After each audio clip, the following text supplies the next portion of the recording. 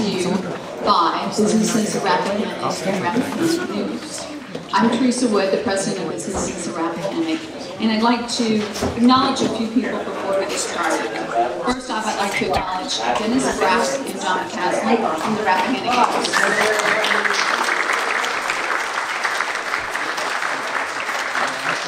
Without them, we could not hold this together. I'd also like to acknowledge Nancy Raines for the use of this.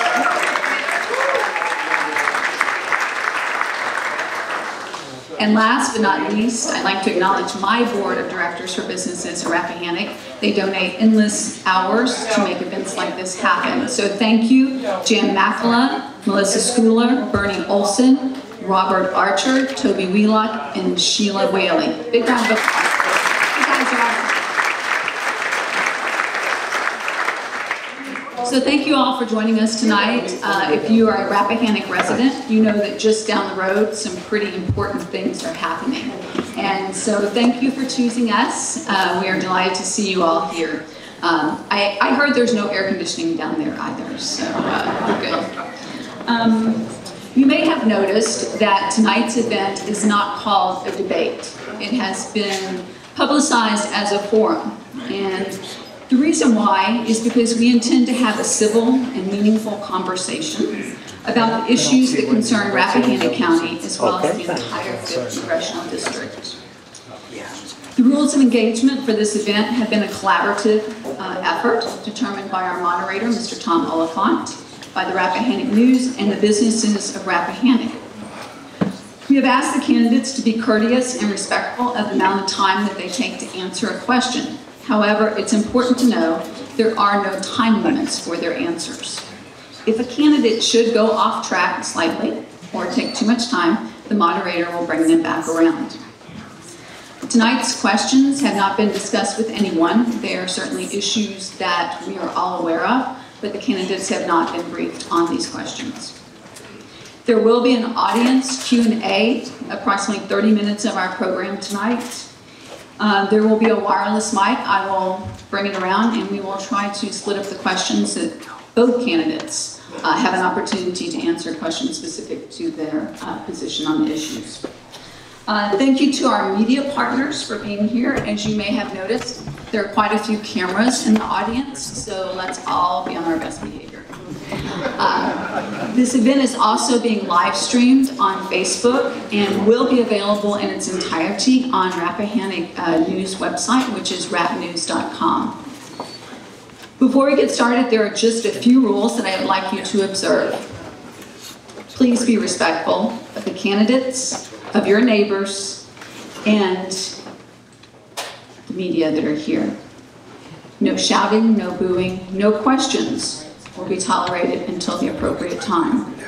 To best utilize our time tonight, I ask that you hold all applause until the end. We have a very small amount of time and a lot of issues to cover. Finally, please silence your cell phones. Believe it or not, there are a few that actually work here in Rappahannock County. At this time, I'd like to introduce our moderator, Mr. Thomas Oliphant.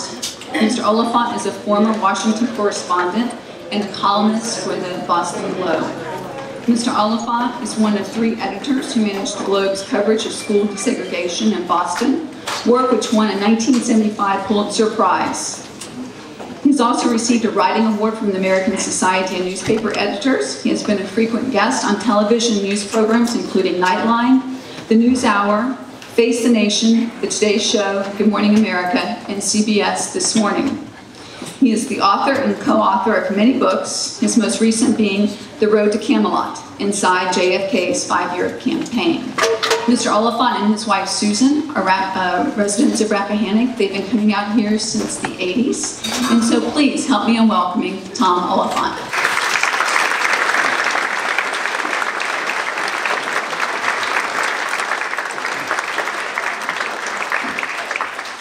Good evening. I don't know which microphone to use for a second. I'll use this one. I just want to emphasize one thing Teresa said. It's been my experience after 50 years in this racket that if you boo or cheer or hoot and holler, it almost always reflects badly on the candidate you're trying to support. So all calm is deeply appreciated, especially by the candidates who have stuff they want to talk to you about. So, with that in mind, here they are from Rappahannock County, near Castleton actually. Please welcome Leslie Cockburn.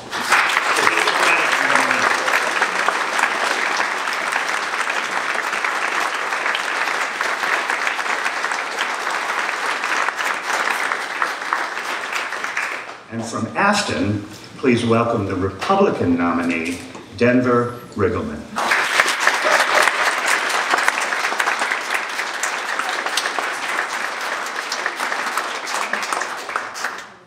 Somebody's going to take that podium away.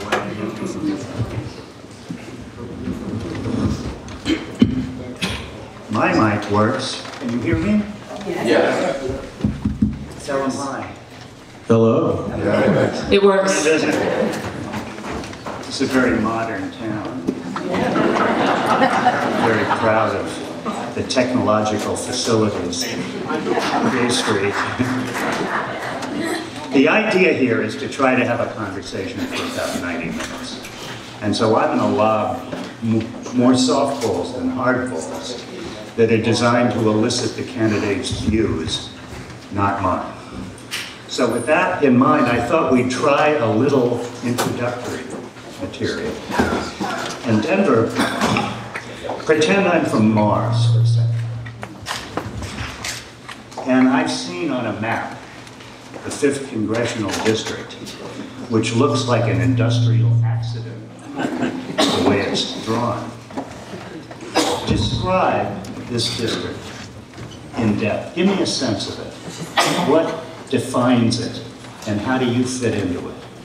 Sure, and I think if somebody did come from Mars with the lower gravity, I would tell them first, we're not going to arm wrestle because I'm going to beat you. I would say the second thing, if you're coming in on a spaceship, it does look a little odd, the 5th District, right? It really looks like a dragon riding a scooter, if anybody were to look at it. And I would tell them this. I would say when you come to Mars, or you come from Mars to Earth, there's some things you got to know about the 5th District. Number one, you might have heard some very odd things in your reception or what you're getting in Mars about Earth. And I want everybody, and I would tell the Martians that, you know, first of all, Bigfoot doesn't exist. And I would also tell them that these are my new Bigfoot socks that I got that I'm wearing up here today. And I would very much appreciate if they didn't talk about that. But what I would tell them is this: if there's some shared values in the 5th that we all have to look at and talk about, I would tell them that the 5th District really is 3 different places, right? You have the northern tier of the 5th District, so you're talking about from all the way from Fauquier County down to Albemarle, Nelson County. You have this first tier, this northern tier of economic activity that's completely different from the center of the district and the bottom of the district. I would tell them that you're going to meet a lot of people who make food, right? A lot of agricultural things that go on in the 5th District. And I would tell them also you're going to meet a people that are very proud of where they come from. They're proud Virginians, and they're proud of what they have and what they do, and they're proud of the hard work that they do. I would also tell them that as far as it's concerned, they want to keep the money that's in their pockets and they love to help other people. I would say this, in the spirit of beauty and collusion and policy, that Leslie and I have been all over the 5th District. And as soon as a Martian would come down here, and after I learned their language, I would tell them this, is that there's one thing about being a Virginian and from Virginia, is how people are treated and how they treat each other. And I would tell them that there's some incredible things about the 5th District and those people that they're going to want to learn. So not only do you want to go to Charlottesville, you also want to go up to Wharton. You want to go to Cambridge, right? You want to go to South Hill. You want to go to Danville. You want to go to all these different places and see what they do and learn what they do. That's what I would do if a Martian came down and saw me here. From Mars, we thank you. From Mars, there you go. Leslie, that's a great sense of geography, among other things. But you've been at this for a year. And tell me about the people in this district. Define the characteristics of this, what is it, 700,000 plus people? It's 10,000 square miles, and I've now hit 70,000 miles on the car. I've been doing this for 15 months, and I really started when Dee Penley, who's in this crowd, who is the chair, Democratic chair for Fauquier County, said, would you consider running for Congress? So I spent 3 months before declaring really driving the district, the 21 counties, bigger than New Jersey. And what I have discovered, and you know my background, I was a journalist, an investigative journalist, a 60 Minutes producer. So I really approached it like that.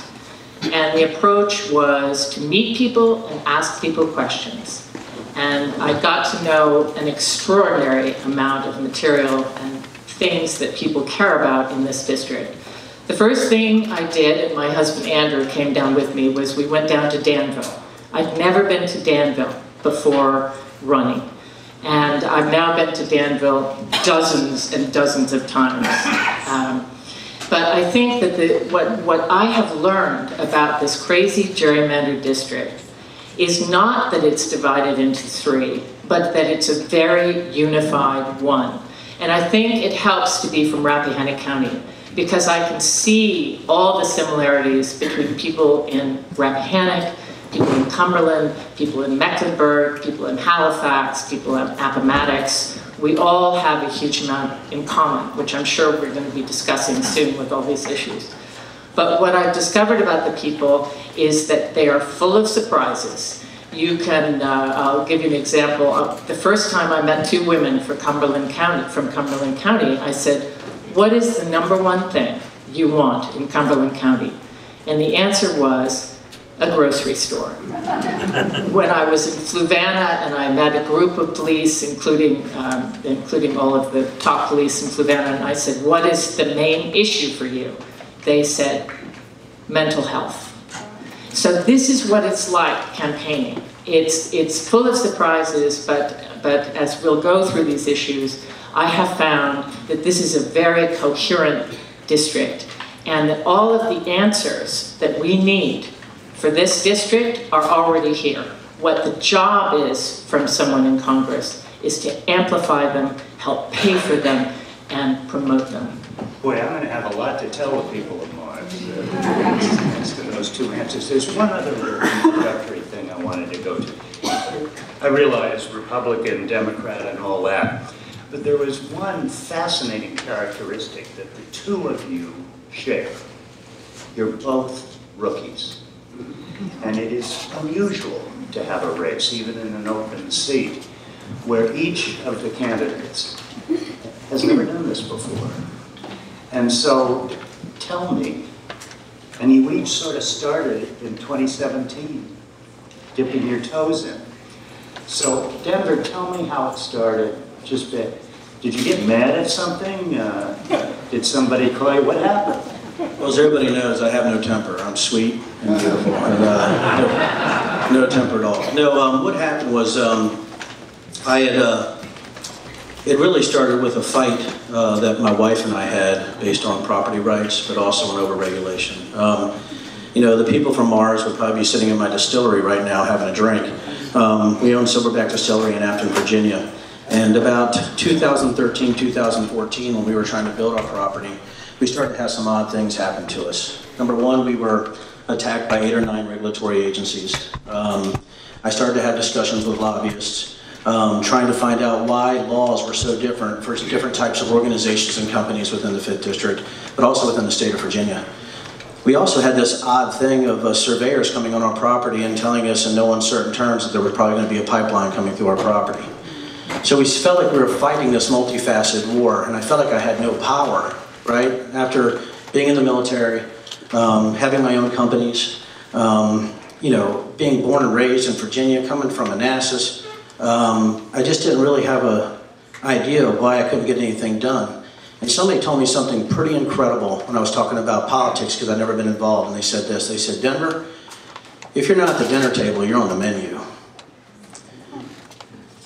I also had a lobbyist call me collateral damage. And being a military guy who saw 6 major wars, you start to look at people and say, what is going on here? I also had a lobbyist tell me that 24 of the richest families would destroy me if I tried to change tax law or try to change regulatory law. I had also tell me, and he patted me on my knee, and he said, Denver, we're not confrontational, brother, or we're going to kick your ASS if you try to change anything unless you participate in the process. And what I found out, since I wasn't involved with politics, that participate in the process was just code for pay to play. And I couldn't believe it. How is it I, as a citizen, if I go up to a state house or a federal house and I talk to people, why do I have to talk to lobbyists first? Why am I not talking to my direct representative? Why is it that somehow I got to give money to get things? So your first response was to run for governor.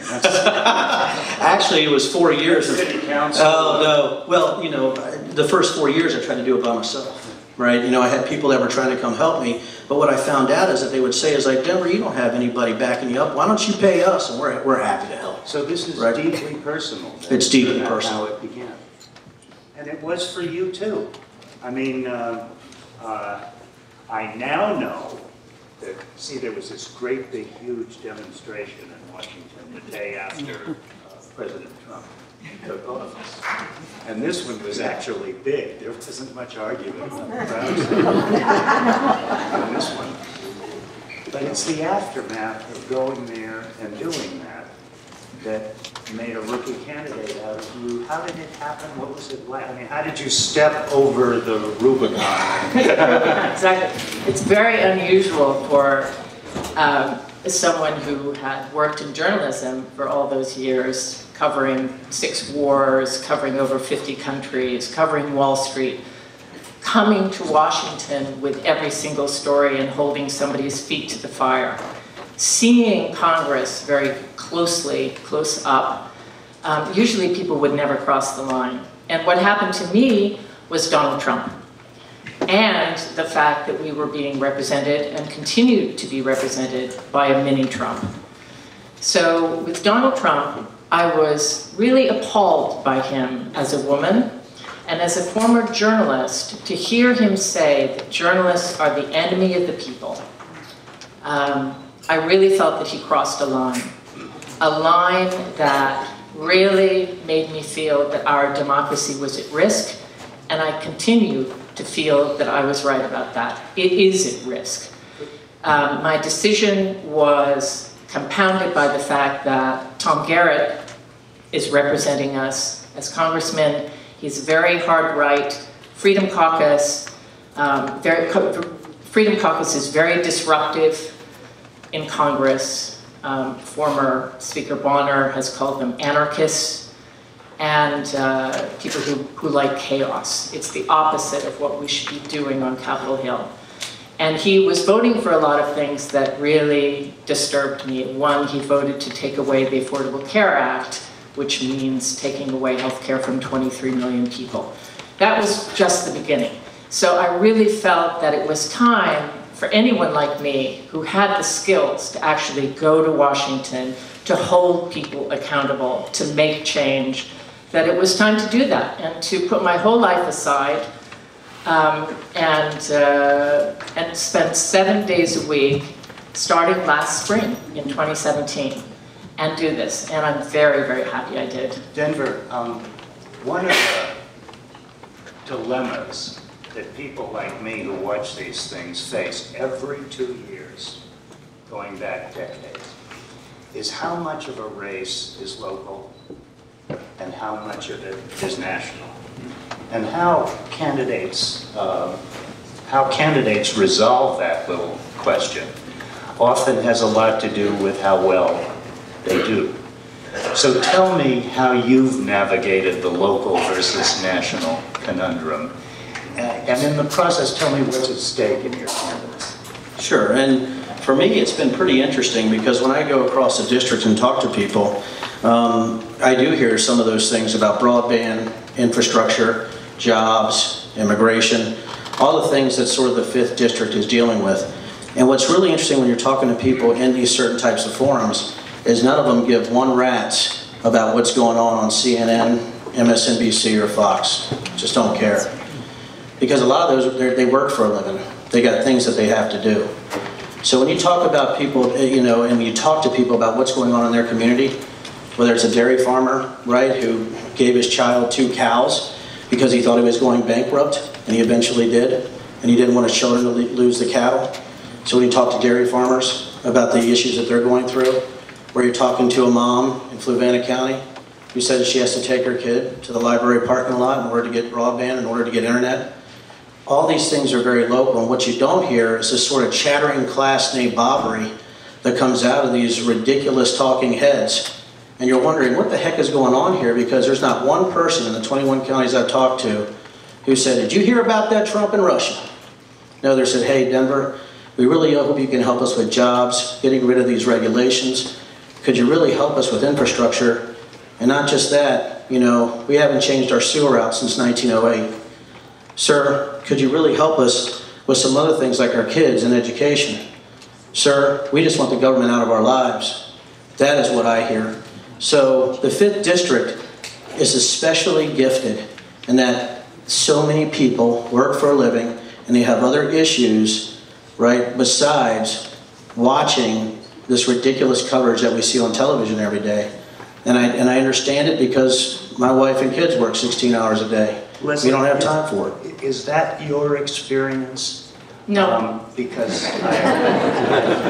so explain a different perspective from a different experience. Okay, my experience is that all national issues are local issues. The issues that I do not hear, that I never heard in a year talking to people, are international issues. That was a surprise and interesting. But national issues are local issues. For example, I do go out and talk to a lot of farmers, and the issue that is really on their minds right now is tariffs. And so I was with my friends, the Carter Elliott family in Campbell County. 4 generations of dairy farmers, 400 cows being milked every day. They are really excited and upset about tariffs. So they are, one of them is now working on my campaign.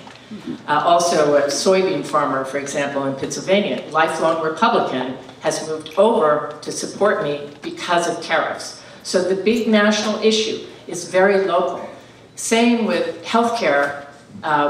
When our congressman voted to take away healthcare from 23 million people, the first thing I did was go down to the Blue Ridge Clinic, which you would know, it's in Nelson, to find out how many people would be affected there.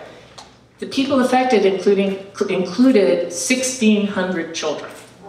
So that was local, but it was national. So that's the way I see it. The issues when you're talking about the Trump administration and our current congressman gutting the Environmental Protection Agency, how does that affect people in the district? It affects people a lot, because people here in the rural district really care about clean air and water. And the fact that we could lose that is a big problem. Let's just take one, healthcare.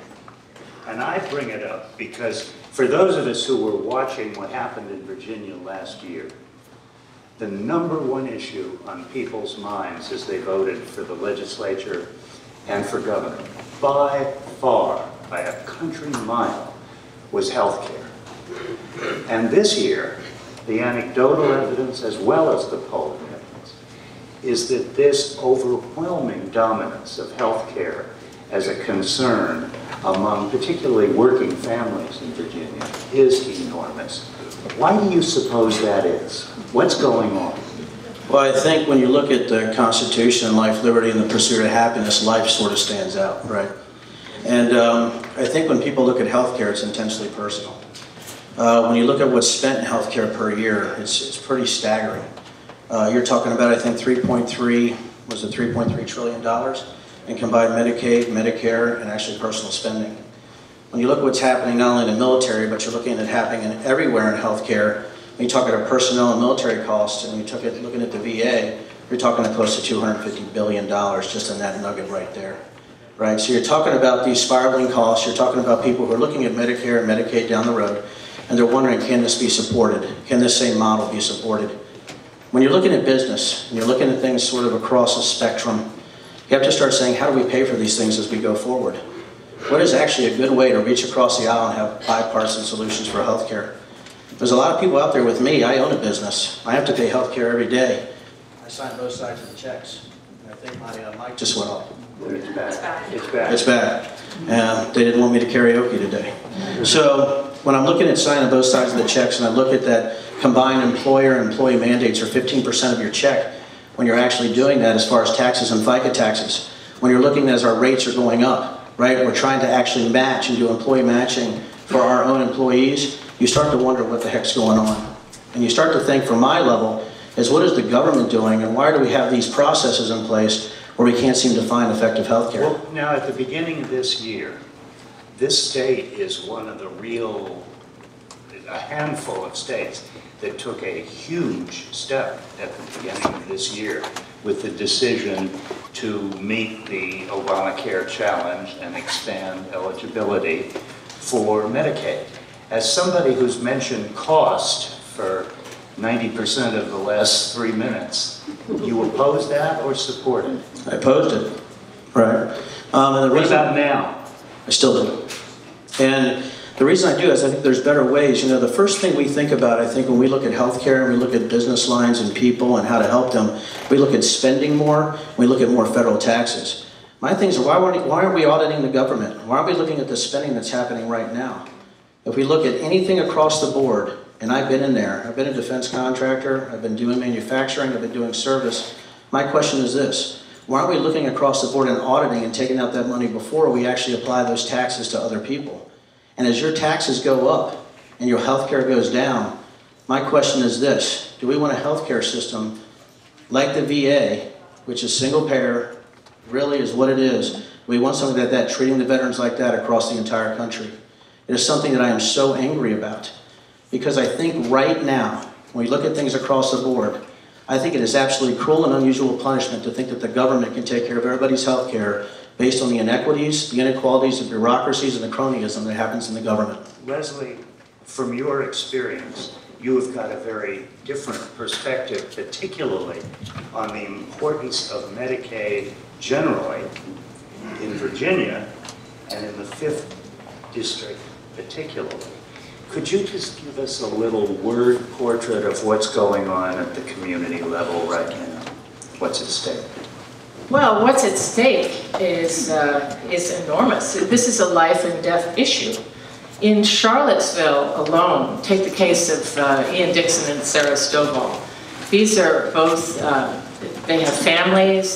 Sarah Stovall found that on the individual market, because Trump had pulled out the legs from under the insurance subsidies, all the insurance business fled Charlottesville. So we were left with a monopoly there. And what happened is the prices went so high for the individual market that it was 23% higher than anywhere else in the United States, including the Aleutian Islands. For a family of 4, that meant, as of this summer, that meant spending $36,000 a year with a $12,000 deductible. And they started fighting. They started really fighting for lower prices because this was gouging. And now it looks like their work is paying off a bit. The prices are going to come down a little bit in Charlottesville. But that affected Nelson County, Fluvanna, all the counties around Charlottesville.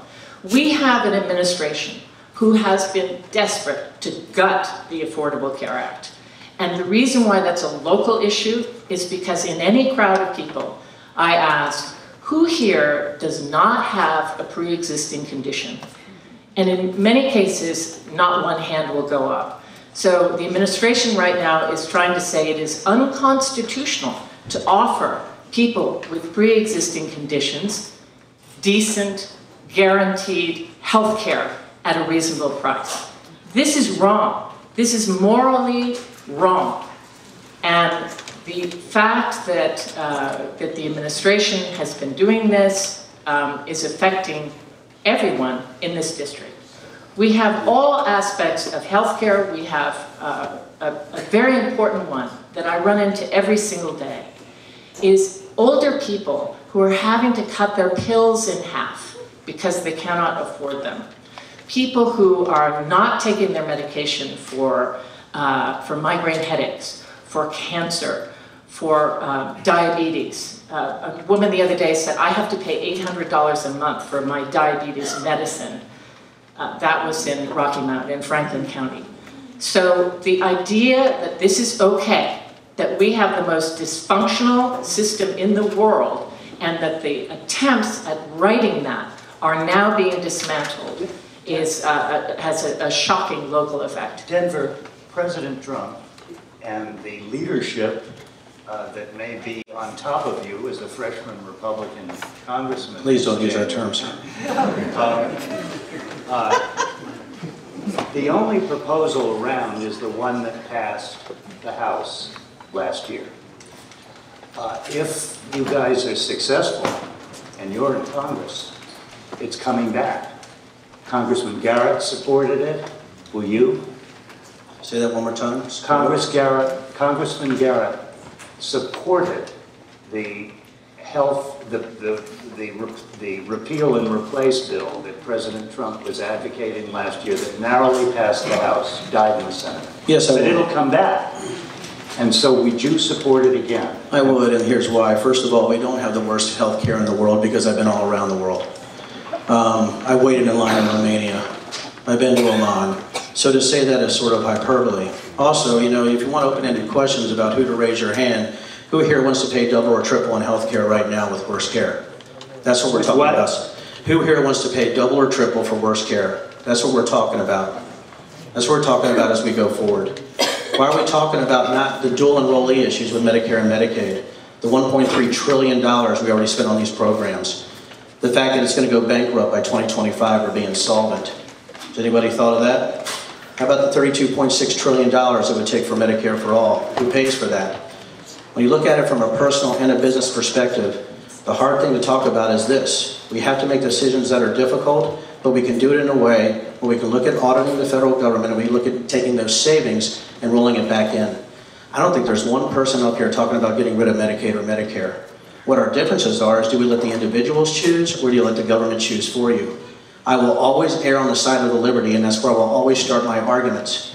I believe the difference is that there's people who believe that you can make decisions better for yourself. And then there's those who think the government can make those decisions for you. We see this layering since Obamacare in 2000, whenever, right, where things have gotten worse and worse. I've talked to the companies. I know the rates have skyrocketed. I'm there. Okay. So there's a family in Henry County, a mom, maybe with a GED, and a couple of kids and a minimum wage job. How is this yeoman consumer going to go out and fend for herself in Denver's new world? Well, that person you just described is so ecstatic that there's been Medicaid expansion. I can't tell you how happy people are. And that crosses party lines. Could you talk a little bit about, and I want to get Denver's reaction to this too. A lot of people say, I've noticed, that Medicaid has major economic and jobs consequences. It does. I mean, first of all, healthcare jobs make up a lot of the jobs in this district. And Medicaid expansion for Virginia, is a huge jobs producer. I mean, it's tens of thousands of jobs. We know this from all the other states where this has gone forward. So it's not only important for giving people health care who can't otherwise afford it, but it is bringing jobs to Virginia and will bring jobs this year in the next 5 years. Denver, you have mentioned what I call the B word, which is bipartisan. And I'd like to put you on the spot and have you take 30 seconds to outline a genuinely bipartisan proposal that makes up for the loss of all these jobs created by the expansion of Medicaid in rural hospitals, particularly, right? Well, I think I reject the notion that the government creates jobs. I think what people forget is that taxpayers create jobs. So when you're talking about Medicaid and you're talking about the jobs that are created, it's you that create those jobs based on the taxes that you pay. So to say that Medicaid is free, there's nothing free. There's no free lunch. What that is, you raise taxes, you're hurting other economic areas of the district. So to say that just something is for free is really just not realistic. As far as a proposal for health care that's realistic, there's some things we agree with.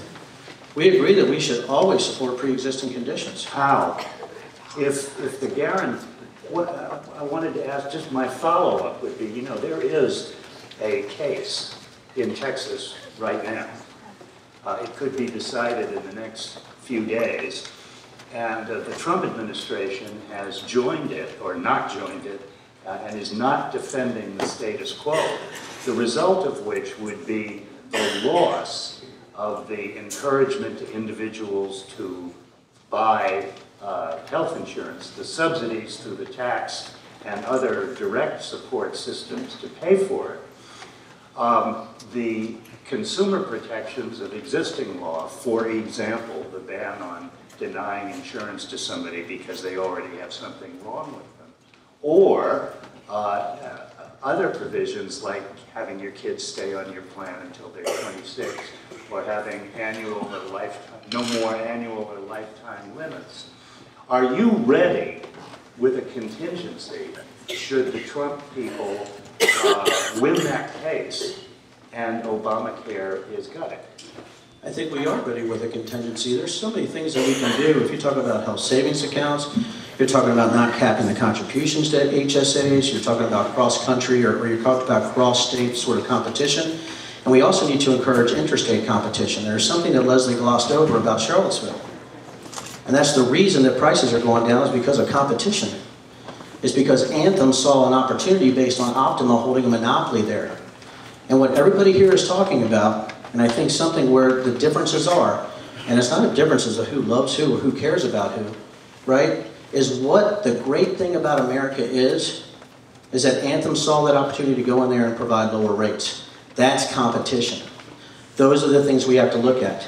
Internal competition, cross-state competition, expanding of HSAs. How does that relate to that single mom we were talking about a second ago? Well, let me just say something about Anthem, which is it's wonderful that Anthem is coming in, but they saw that opportunity because their competitor was charging 23% higher rates than anywhere else in America. So in that case, yes, it's a good place. That's because Obamacare encouraged monopolies based on a faulty law from the beginning. No, it's not. It's because yes, Trump has decimated the insurance subsidies.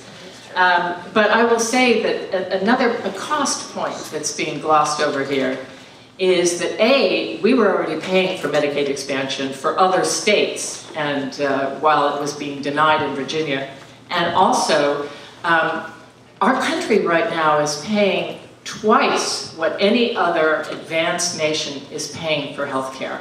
Twice per person than any other nation. And that includes everyone from Canada to Germany.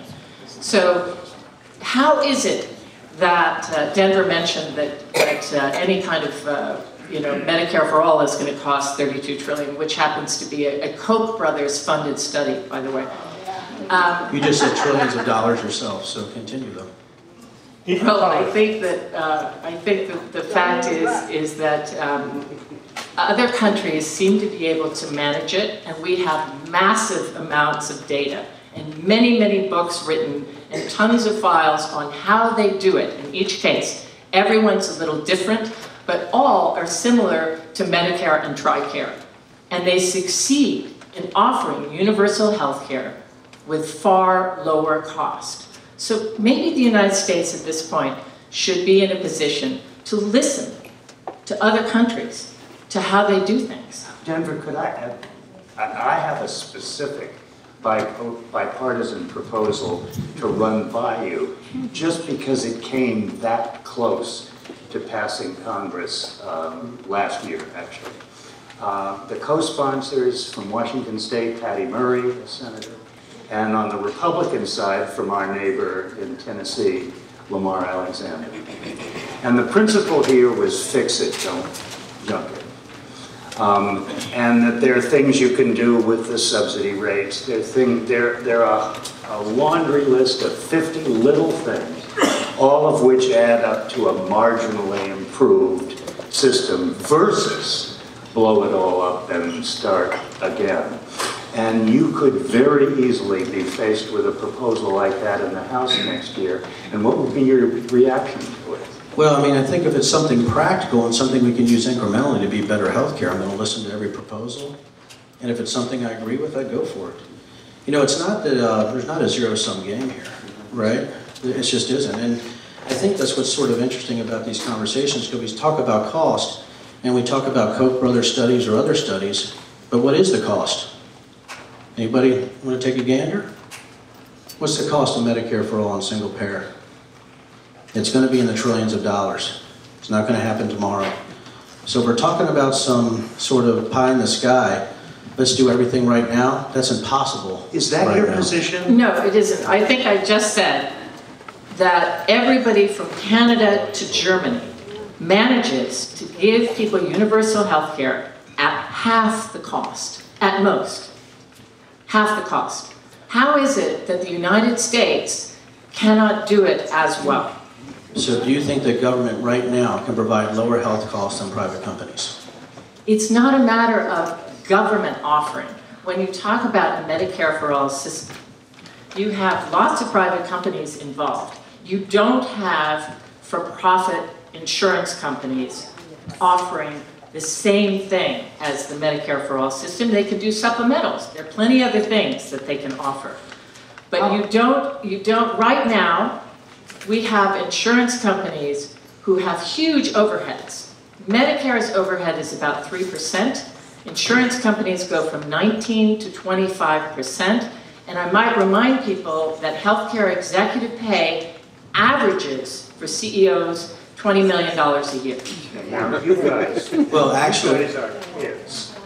I'm on Medicare. yes. Now, what I want to understand better is a concept that I think libertarians, or relatively speaking libertarians like you are, usually interested in, and that is consumer choice.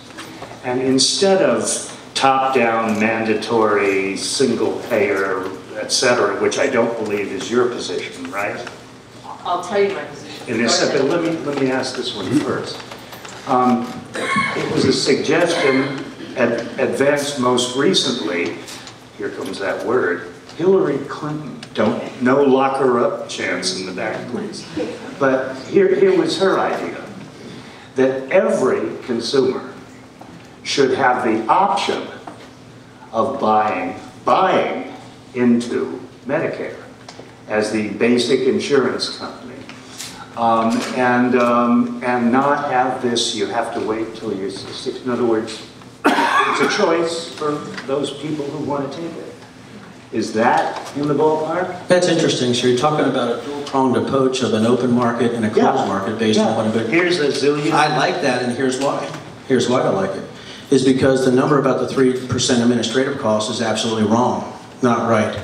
So a real business person, somebody who actually does this for a living, went and looked at every single agency that was involved in Medicare and Medicaid. So let's look at the real overhead, right? Health and Human Services, the IRS, we have all these other agencies that are involved. For each Medicare patient, it's $80 more per person to treat. Not only that, it doesn't talk about the cost of actually people collecting your taxes. So when you look at anything in the government and where I've come from, and you look at the waste in the government, I would love to give you that choice, because I promise you right now, you're not going to be choosing Medicare for all. So, in a way, there's some convergence going on here the more we talk about it. Well, Isn't there? I think it's the argument from both sides. You know, it's the argument that I think that choice is the number one thing for people who want a health care, and I think the other argument, and we're talking about other countries, with something that's, it's really comparing apples and oranges. Do you agree that Mrs. Clinton was onto something? Well, she's onto something that everybody else has been talking about for some It's been time. around for some time, Yeah, I mean, we have even those bills, the Senate and House bills that are for Medicare for all. In the Senate bill, for example, which a number of presidential hopefuls have jumped onto, there is a provision for a 4-year period for Medicare to go on the exchange and be offered so that you can buy, if you're 50, you can buy into Medicare.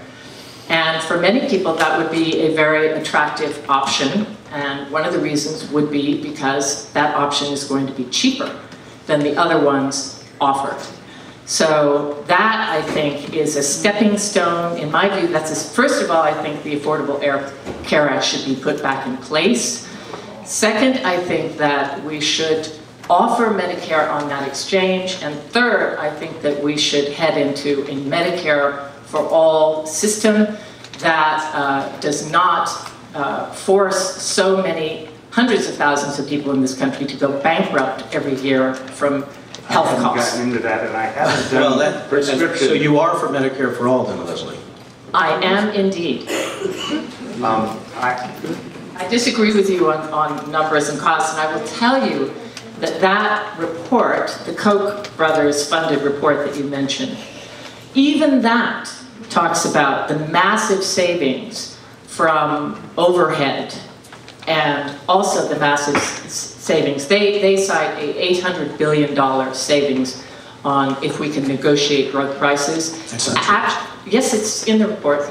And if we actually paid the same prices as the Europeans do for the same drugs, we could have a savings over 10 years of $2.5 trillion. Let me speak up for Denver for just a second and raise an issue with you.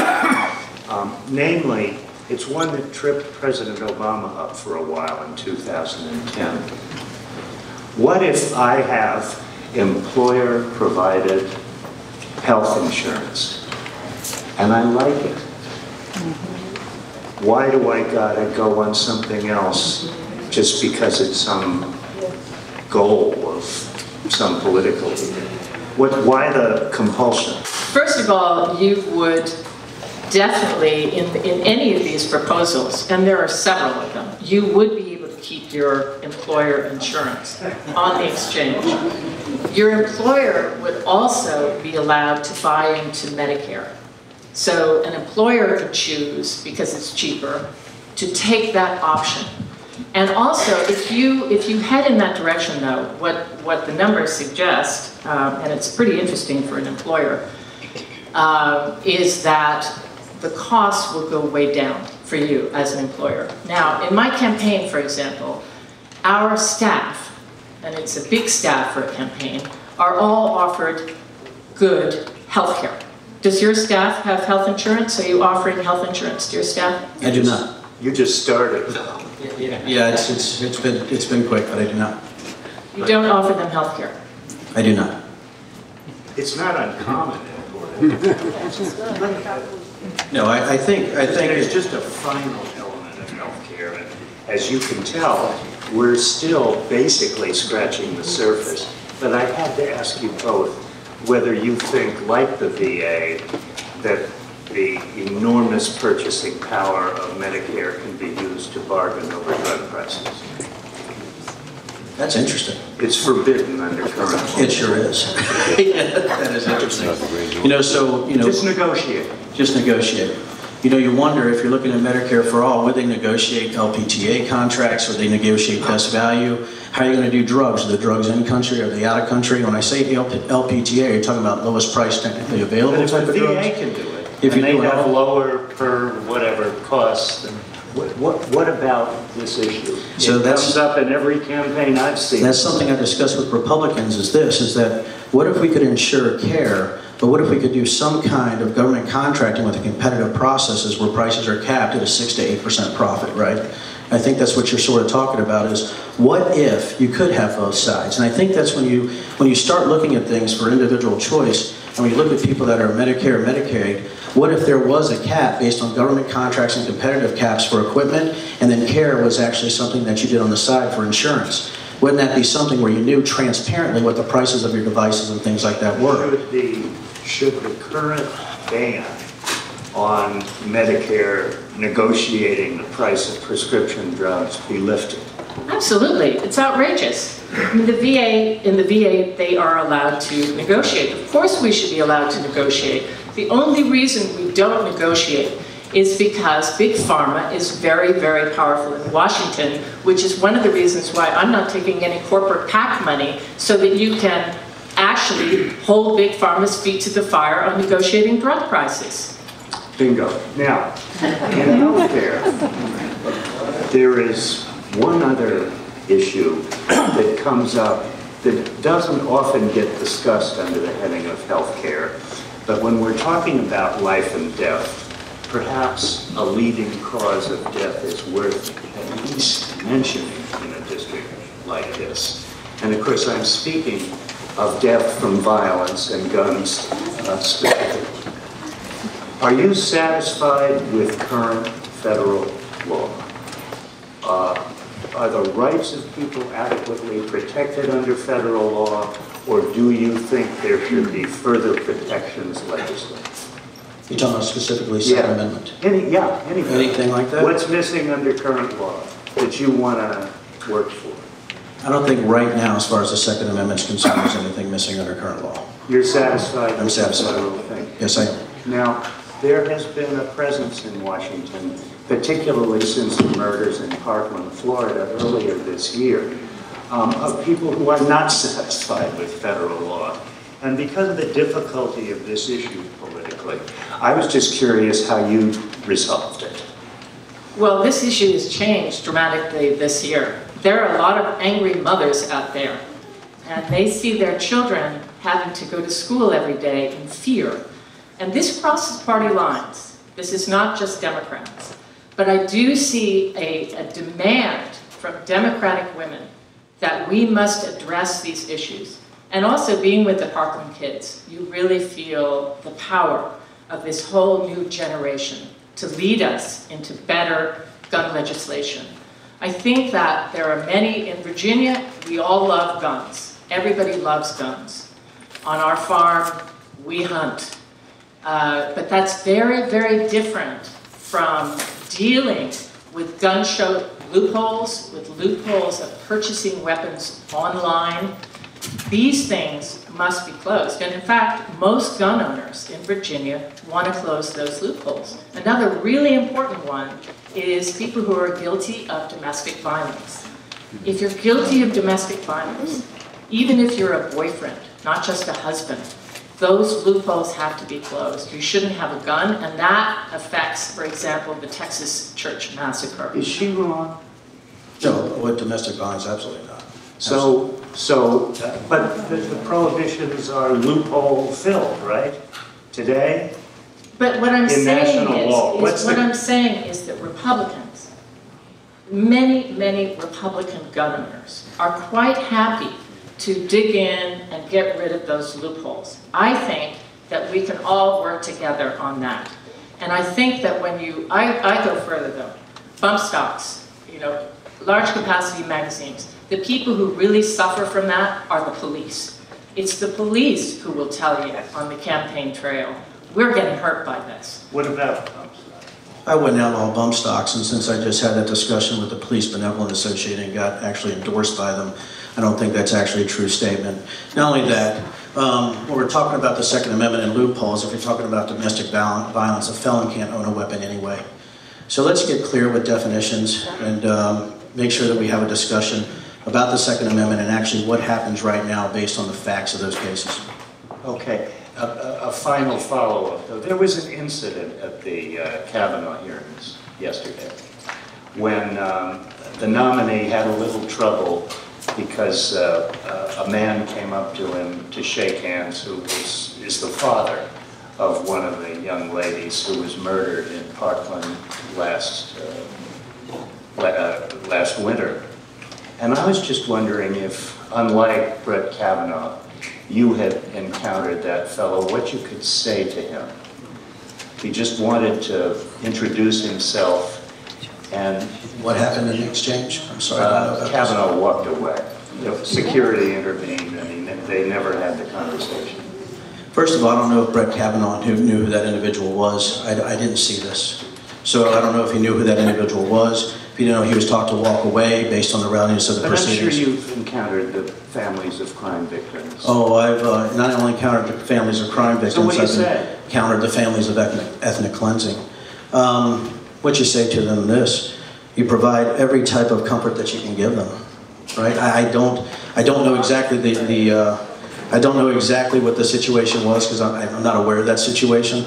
But when I talk to people, what I've said overseas is, I'm going to go get the bad guys for you right now. That's what I tell them, right? And that usually makes them feel pretty good. But as far as this situation, I don't even know what that situation was.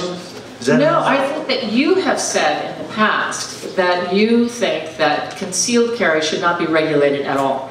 That someone can have concealed carry who comes from a state, there are 12 states with no laws at all about that. And that they should be able to come to Virginia or anywhere else. And that can include stalkers, it can include people who That's hyperbole. That's not true. It is. And I think that that is really disturbing. And in Virginia, we have some laws, and I think we should abide by that. And I don't think someone should be able to come from out of state and who have no regulations whatsoever and bring concealed carry here. Well, we seem to have somehow survived a discussion of one hot button issue. So let's try another, one more. Denver. Again, I keep noticing the word libertarian near your name. And I'd like to explore a little bit more about what that actually means with regard to women. And the extent to which you think the authority of government should extend to women's reproductive rights under current law. Do you think there should be additional restrictions on a woman's ability to go out and get an abortion for a not yet viable fetus? More restrictions? Yeah. So, Are you satisfied with current law like you are with guns? Current federal law. well, I think right now there's a couple of things that come to mind immediately. Number one, I would have signed the 20-week abortion ban. Why? Which is something I would do, because I believe that liberty, if you're a libertarian, you believe that liberty in life is something worth protecting no matter what. Number two, I think that when you look at lobbying firms like Planned Parenthood, I don't think you fund them. You're not allowed to get federal funds and then use that to lobby people that you're against and use those funds. So there are certain things I would definitely step up to. Now, people know my position pretty clearly. I'm pro-life, but I also believe in exceptions, right? Based on my own experience with my wife and daughters who are sitting right there. And when you go through those certain type of life experiences, you know there are certain times when that life is between a mother and their doctor. Is this a religiously informed view? In other words, that life, or human life as it's sometimes referred to, actually begins at the instant of conception? I believe that life does begin at heartbeat, right? And I believe that there's a... What about conception? Well, I think right now, when you look at what...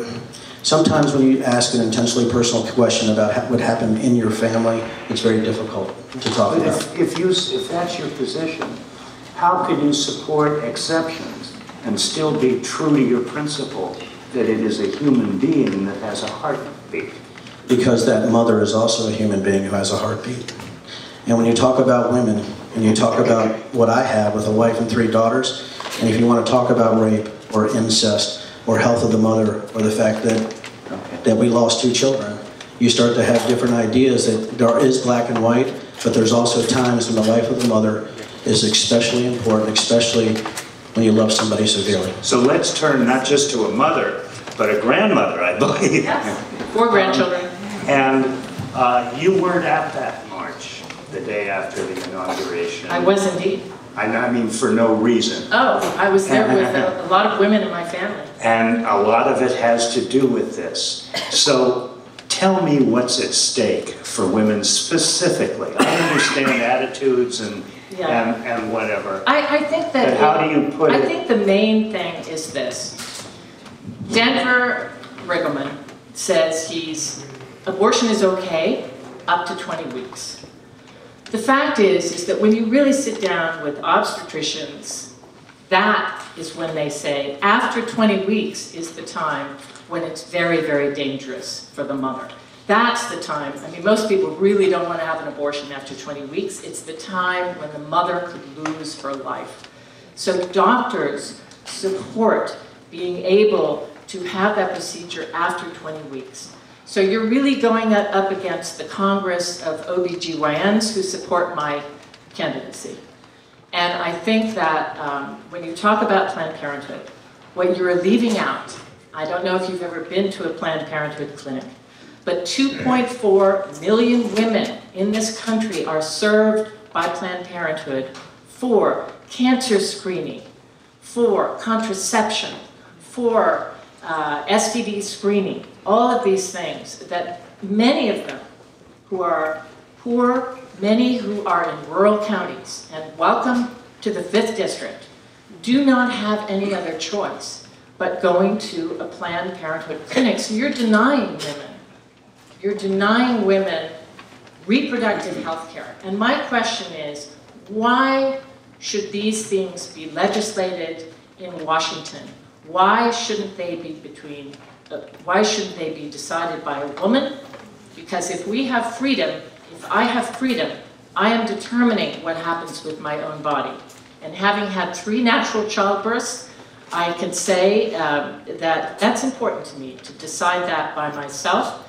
And if my doctor wants to weigh in, if I was lucky not to. But had I had a very dangerous, difficult pregnancy, I would have left that to my doctor. So in the 5th District, specifically the 5th District, what are the health care resources for a working woman other than Planned Parenthood? Describe for me a network that might become available if your dream of a defunded Planned Parenthood were somehow to come to fruition. So a couple things about that. I want to say this first, since we lost a baby after 20 weeks. I find it interesting, that everybody thinks that when you talk about exceptions or you talk about health care, you talk about federal funding, and all of a sudden you don't care about women. I think it's sort of heinous. When you look at what's going on in the community in Planned Parenthood, there's other ways to do things based on some of those methods and procedures I had mentioned earlier. If we could allow people to have clinics, join into healthcare associations rather than healthcare insurance, because I don't know if a lot of people have been in the 5th District, you don't even have a hospital close to you. Why is that? Because it's the very big pharma and the very people that we talk about in lobbying that doesn't allow that to happen. What's the condition of that delivery system in the 5th District? In other words, take me from up north all the way down to the North Carolina border and tell me what's there. You're talking about as far as clinics and things of that nature? What's the delivery system look like? The delivery system isn't very good.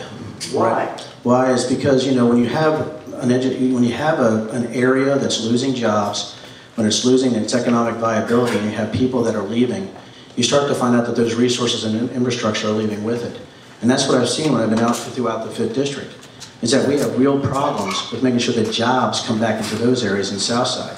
What have you seen? Well, my experience Southside in Pennsylvania and Danville and Halifax County is that there are 2,500 open jobs right now. One of the major reasons, that's everything from highly skilled to McDonald's, one of the major reasons why those jobs are not filled is another healthcare aspect. It is that people cannot pass a drug test. Any thought about people and jobs, you have to also include excellent treatment. So I've spent a lot of time going around the district looking for the right treatment for opioid crisis that we're facing. So we've got, for example, Roads to Recovery, where you have, and we've made a film which is online on our site about them, but it's recovering addicts. And they talk about how you can't just have people in for 28 days, you need to have them in for 8 months. You need to help them find work. You need to help them change their lives. We have a plague in the 5th District. And therefore, thinking about, it isn't that jobs have fled. We've got jobs. And in fact, if you're talking about the construction industry, there aren't nearly enough people in the district to fill those jobs. Which is why programs like the Virginia Technical Institute and others are so excellent, because every single one of them is being... You have each provided my transition for me, and I'm very grateful. Quickly, and then very quickly. I think what's exciting is what's going on economically now, that there are more jobs than people. Right? And I think that's why we have to look at trade schools. That's why we have to look at these things. But we have a superheated economy right now. And I really do appreciate Leslie bringing that up. Is that now we're at a time with the number of jobs in the 5th District that we can grow infrastructure. We can do the things that we need to do as far as building what we need to have as far as healthcare and the things that are happening now. And that's why I'm so excited about the future. When you look at the unemployment rate right now with those jobs, we have gone down since January 2017 by a full point. You look at it as a country as a whole, every single sector in the state of Virginia is up based on what's happening right now. Wouldn't it also be accurate to say that since the end of the financial crisis in 2008, the jobless rate has dropped by 5 points? Right, well I think what we can also see though is that when we look at... It's a continuation. I don't think it's a continuation at all. What? I think the Trump administration can take credit for for the improvement in jobs that's been going on gradually since 2009. Well, I know they can take credit for it personally, because since the Trump tax cuts, I've saved $8,000 to $10,000 per month, and I've actually hired 10 more people and expanded. now. So if you want to talk business, it's about time to go now. We're getting right to that right now, but I want an overview first. First, I want to have a sense of your awareness of the situation in this district. And, I mean, statistically, in some ways, the 5th doesn't seem all that different from the rest of the country. The median household income here is $50,000, give or take, about what it is nationally. The unemployment rate, 4%, plus a little change, is in line with the national figure, way down from what it was a decade ago when we almost crashed. However, people who study regional disparities in economic performance, and there are geniuses who do this for a living, identify this congressional district as one of the most distressed in the country, measuring net business formation, job growth, the percentage poverty incidence, the percentage of people who haven't finished high school. That this district, along with the 3rd, are the 2 precarious, distressed ones in the state. And you start. What's the most important sources of jobs in the next 10 years here? Technology and agriculture. Why technology? Because right now we're looking for, and when we're looking at data, we're looking at things that are happening in the country with advanced manufacturing. You're going to see a boom in technology jobs as we go forward, especially in telecommunications and energy. Do you agree about the source, or is he leaving something out? I don't agree. Tell us. Well, I find that, I mean, we are, in this district, agriculture is number 1. Number 2 is tourism and timber. So that's why we're getting so slammed by tariffs. But I think that... Actually, in timber, we are not getting slammed by tariffs, but we can go into actually a business well, discussion. I think my friends at Morgan Lumber are worried that they're not going to be selling to China. Thank you. How about we just stop for a second and let's do agriculture? Because in monetary terms, isn't it the biggest industry in the district? It is. Okay, and Yes. I don't know what the number is, something like 12,000. This is going to segue right into... $600 million in business. And our biggest... What's the ag situation, and what are you going to work on? Our biggest crop is grass in Virginia, and that's for our cattle. So the agricultural situation is this. If you go to any agricultural association, and which I've gone to everybody, and you talk to them about what's your #1 issue, and the #1 issue for them is immigration reform. And that's because who's milking the cows 3 times a day, who's plucking the chickens, the Virginia Department of Forestry said to me, every single tree in Virginia is planted by an immigrant. Okay, just right there. Do you agree that there's a labor shortage in agriculture in this district? Absolutely.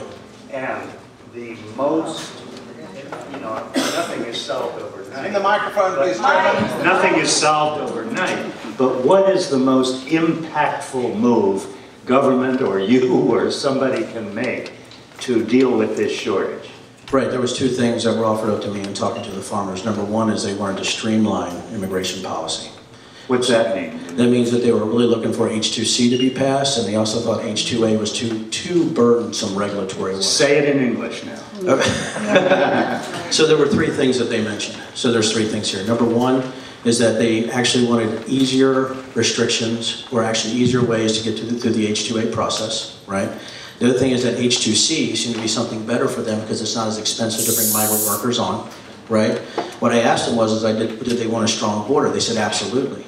We want a strong border, we want a secure border, we want a wall, but Denver, and this might, go against some people in the 5th District, but we have got to streamline migration policy, and if that happens, we'd be happy to use it. What does streamline mean? Well, for instance, when you talk... Give me one example of streamline. Yes, I can. Well, there's a few. Well, give me one. First of all, is that providing housing for all of the legal migrants and the multiple number of inspections they have to go through is incredibly financially difficult. That's one of them. But there's also Department of Labor with regulations where they charge $75 per worker to drive on their own private property. Does this mean that the farms in the 5th District would have all the people they need to do the work that is available? Sorry, Or is he missing a point or two?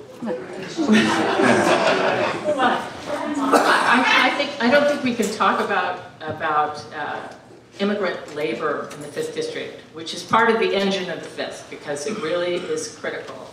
But we also have to talk about labor conditions. We need decent labor conditions. You can't say, oh, well, because they're immigrants, we don't need good conditions. We'll just let them, you know, live in appalling conditions. I really disagree with that, and so do most farmers who believe they want to have a stable workforce. What farmers want is stability, and they would like comprehensive immigration reform, is what I'm hearing.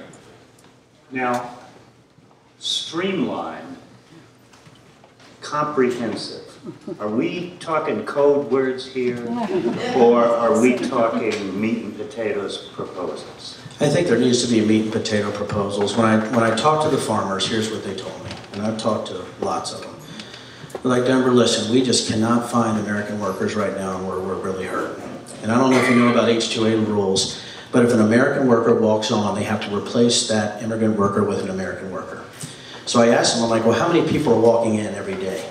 So the guy says, well, maybe one, maybe two, right? The issue is that they can't last a month or two based on the physical aspects of the labor.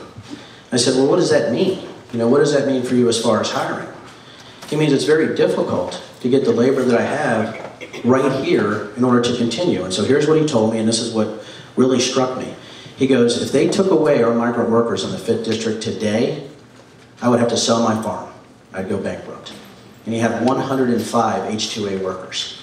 105.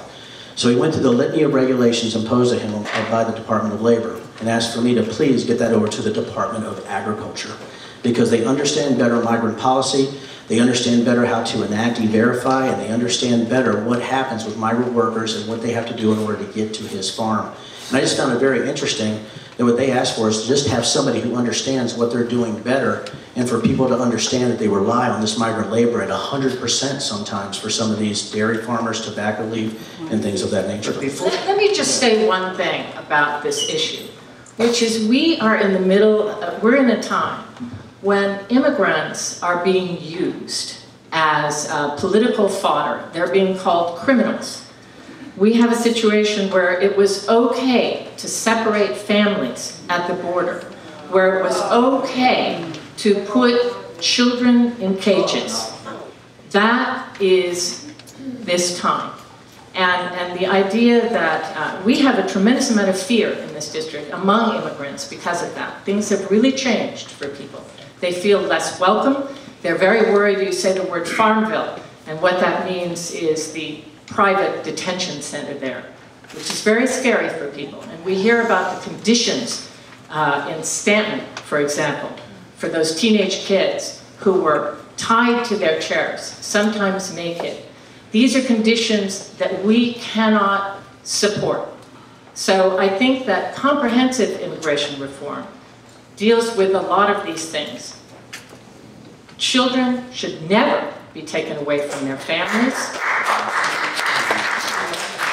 And people who arrive at our border should be treated not as criminals, but as asylum seekers, the way the rest of the world treats people. Denver, do you, in seeking your reaction to that, do you grant that the issue of whether employers are welcoming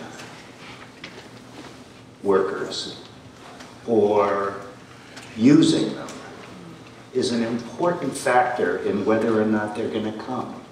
Word gets around, you know.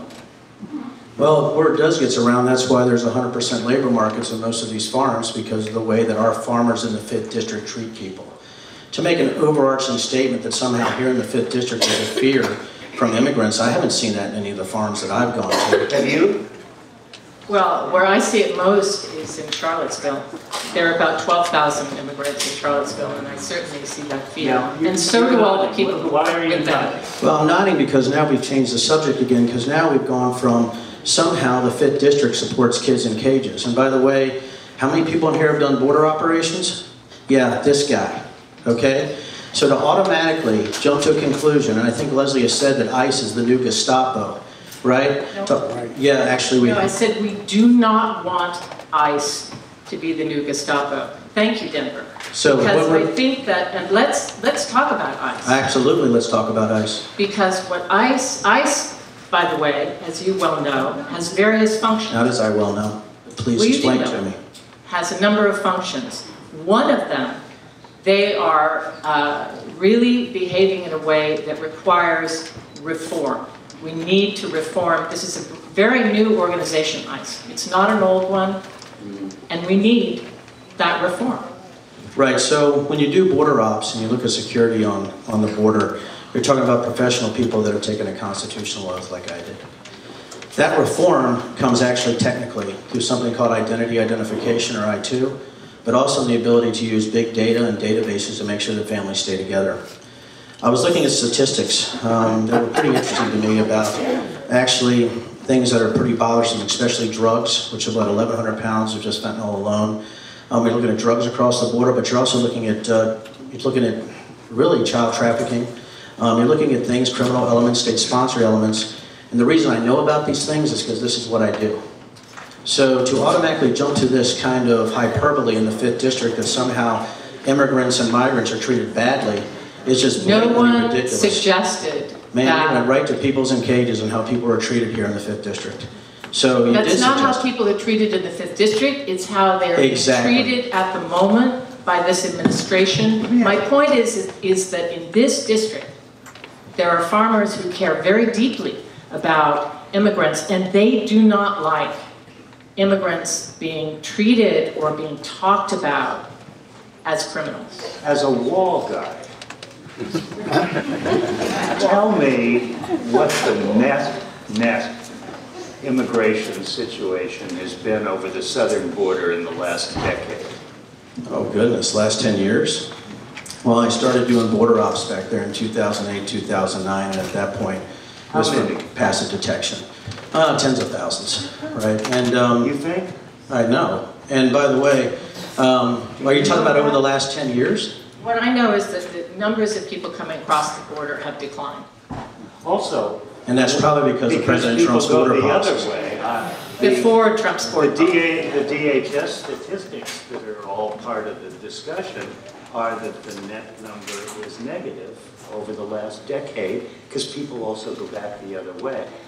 If you see a crisis on the border, can you take 30 seconds and tell me what that crisis is that requires a law and some of the more draconian measures of the last year or two that have been put in place?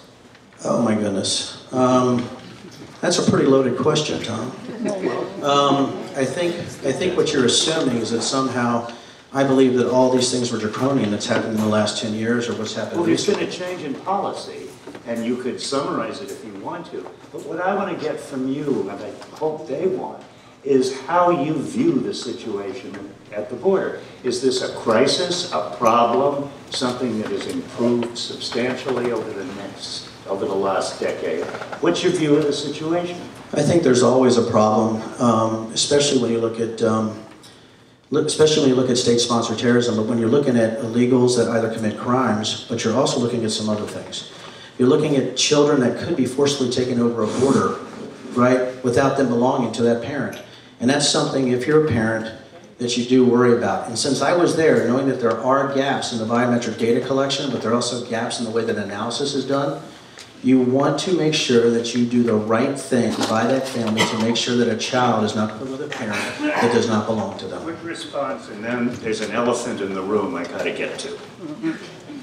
Well, I disagree with this. I mean, I think we could probably disagree for a long time. But there's, there's the Flores Act, which says you can't keep kids locked up for more than 20 days, and I think that we need to really respect that. I think it's incredibly damaging for these children, what they've gone through.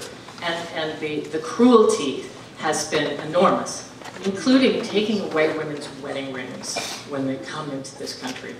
These things should stop. And you say you're a big proponent of, fighting eminent domain. Well, the wall is, there are a lot of people who are on that border who do not want a giant wall on their ranch. So do you respect those ranchers? I do, and that's why when you're in the military, you have an above, sort of a strategy that just doesn't take into account a wall. There are certain ways that you can do things that have nothing to do with them in a domain, and that's actually airframes. You can do detection. There is a million different ways that you can actually detect people on the border. Don't you think you need to tell President Trump?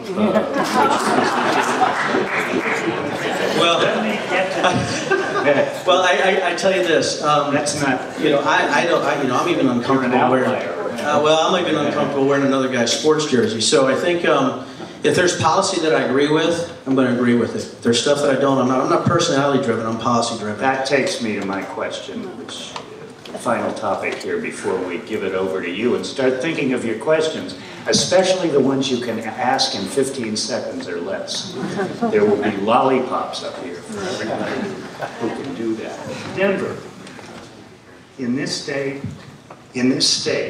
and in this district, there are a lot of people who really like President Trump, who are strong supporters of his, vocal supporters of his, and they want you, as their congressman, to support President Trump with the same vehemence that they do. What do you say to them on the campaign trail? You see them every day. Well, and they ask me every day. You're doing right, they do. They do. And I say that I will protect with vehemence anything that protects the 5th District and a policy that supports the 5th District. And if it doesn't, I won't. And here's why they like that. The reason they voted for President Trump is because he was independent, because he didn't take any bump from anybody, and he did what he thought he needed to do regardless. And it's something that's sort of ingrained in me. I take a note to the Constitution for the people of the 5th United States of America. That's what I do. Leslie, do you see the president as an independent creature? Well, first of all, you talk about your independence, but you've pledged to join the Freedom Caucus. Right, I mean, that's not an thank you for that. independent I'm happy to have that support. I appreciate that. Thank you very much. It was a vote. And the reason, I know it was. Thank you. I think what we have here is that the Freedom Caucus represents constitutional principles that I agree with. And I think that when you look at the shared values of the 5th, they agree with me.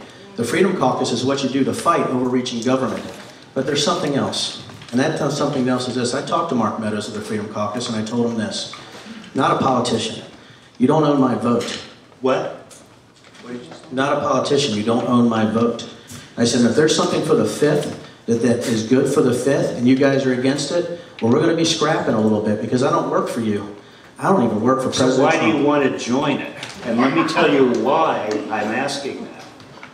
The major priority of the Freedom Caucus for at least the next 5 months is to get out of office the Deputy Attorney General who is currently supervising Mr. Mueller's investigation of the Russian invasion. And that is the priority. Before Congress adjourned for August, impeachment articles were filed, not with regard to the president, but with regard to Rod Rosenstein. And what I want to know as a prospective member of the Freedom Caucus, what are you going to do to help them get rid of this investigation of President Trump that he has called a hoax? So when I get up there, I'm going to look at the actual evidence and look at the actual research that's been done on the AG. Then I'll make a decision based on what I read and what I discern the right thing to do. You don't have to join the Freedom Caucus, Leslie. It's not a requirement. I'm not joining the Freedom Caucus. Probably not. Give me a different view. Denver his mind is open to any evidence that comes along. He's not promised anything except to join these people. Where are you? Wait, let me ask you a question. I'm not clear. Do you support President Trump or not? I do support President Trump. Okay, Why? so you support, wait, let me just ask this. You support No. I actually think that's a fair question. I didn't want to just know whether you support it. No, it's a fair question. What is it that you support? No, it's a fair question, and I appreciate it. It's a fair question. Here's why I support President Trump. When you look at the tax reform and the tax cuts, and you look what it's done to industries, and you look what's happening within the 5th District, you see this surge of optimism and hope. I've been there. I've been everywhere in the 5th District. I also support President Trump on so many things when it comes to specifically economic policy. When you look at 4.2, what was it now, 3.8% unemployment, right? You look at GDP growth, and even in the 5th District, since President Trump has been elected, you see massive growth in all industries. That is pretty amazing. That is why I support President Trump on those policies. Where do I not support President Trump? That's a really good question, right? Yeah. Thank you for asking. Where do I not support, right? Where do I not support? I think a lot of that has to do with why are we increasing the debt ceiling? Why are we making deals where we're actually putting the future of our children at risk? So that's why I might be a little bit different than what you expect. Because I'm going to go up there and have a rational discussion and say, what is going on? And you can giggle and you can laugh or do whatever you want. But I've been running for 3 months. And I saw in my own company an $8,000 to $10,000 a month savings where I could actually hire and expand, and I could lever my company to hire a lot more people. Leslie, why don't you tell me back on that single mom with 2 kids and minimum wage? Let me just say something here, which is, you know, you're talking a lot about your commitment to the 5th District, where I've been 3 times as long as you've been in this district. That is wrong. No, I'm sorry. You've been here 6 years in this district. Well, man, we just heard about a Homestead Exemption Act where you went in Washington, D.C. with your husband. And we also know that no, FEC that's not true. Which you're the last person to know, Denver, that we, like many people in this county, have a place in Washington. We have been resident here for many, many years. Is your husband a resident here? Yes, he is. He doesn't live in Washington, D.C.? No, he does not. And we pay a lot of taxes. Wow. We pay a lot of taxes. In Washington, D.C.? So, and you have said that you want to move your business to Pennsylvania. Actually, last year. Oh, and thank you. And it's the other thing too. May I just finish? Last year you said very clearly, and your wife said, that, and you told that it was printed in the Richmond Times, that you want to move your operation to Pennsylvania. And my understanding is that you've opened an operation in Pennsylvania, and that you're actually already hiring people to work there. Yeah, so you're creating jobs in Pennsylvania. Oh goodness, this is going to be a business discussion and a lot of fun with you right now. So here's what happens for business people. Number one, all of our whiskey production is actually in Virginia because of the whiskey climate here in Virginia, by the way. The reason that Virginia is not a good place for sales is because they have a 54% tax per bottle on everything I sell out of my distillery. In Pennsylvania, it's 36%. When you talk about expansion, there's 2 parts of expansion. There's sales and there's production. We have moved to Pennsylvania. Thanks, Leslie, because the Trump tax cuts allowed us to. Not only that, we've hired more people in Virginia for production specifically.